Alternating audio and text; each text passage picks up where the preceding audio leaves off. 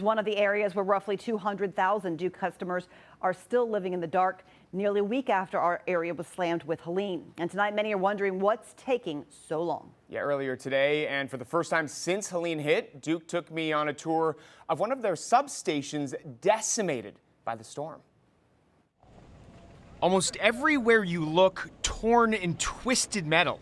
Debris that's destroyed what we depend on, like a substation that powers your home. This is a pallet of lumber from the Lowe's, and it stayed intact. So think about the weight to lift that. The water had no problem lifting it. This Duke Energy substation surrounded by so much rubble, it's hard to imagine how most of it is still standing. Lumber, soil bags, grass seed embedded in the structure. Some of that is fencing from yards, tree limbs. If we go down a little further, you see an 18-wheeler cargo container wrapped around one of our transmission towers. The cargo container folded like foil around this tower. This area's decimation on Swannanoa River Road catastrophic. This Biltmore substation flooded by Helene's fierce and unrelenting rain. And on this side of the substation, you can see this fence that surrounded it. The chain has been washed away. Objects like this, giving you an idea of just how high the water came. We've never had anything like this. You've never seen anything like that? Never. I've talked with guys who have been 40, 50 years in this field. Each one of them said, never before. And everywhere we're looking, we're seeing more and more of this damage from the flood. You can see some of this massive debris that's washed up over here, just to give you an idea of how big and heavy some of these objects are. Then right there, you see the water line right next to the X there. That is how high up this water came when this area was flooded. And all of this has to be taken down. They've got to regrade this area before they can build the substation back up.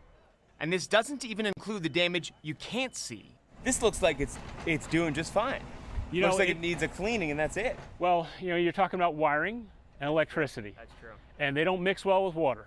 Duke Energy spokesperson Bill Norton says more than 1 million customers across North Carolina have already been restored. But that still leaves more than 200,000 customers out. Today, right now. Buncombe County, I think we still have, I want to say it was around 84,000 still out. That's why the energy company is installing this critical but temporary substation, powering nearly 7,000 customers, while this permanent one gets rebuilt over the next 3 to 4 months. This will take months, and we're not going to keep customers waiting months. As for a timeline, too early to tell. Norton says the majority will be restored by the end of Friday. So what does that mean for you? In a tough hurricane, we've inspected all the damage within a couple of days. Here we are a week later, and there are places we haven't been able to reach. And for those who may be stuck in the dark after Friday, what do you tell these people? I mean, what can you tell them? The main thing I tell them is thanks for their patience. I mean, this has been horrific for everyone. For those who aren't sure why, when you see infrastructure like this, I think it kind of gives you a better understanding. Yeah, and so here's the deal, Holly. I mean, I asked this Duke spokesperson, how does he define majority? Is that 51%? Are we talking 65%?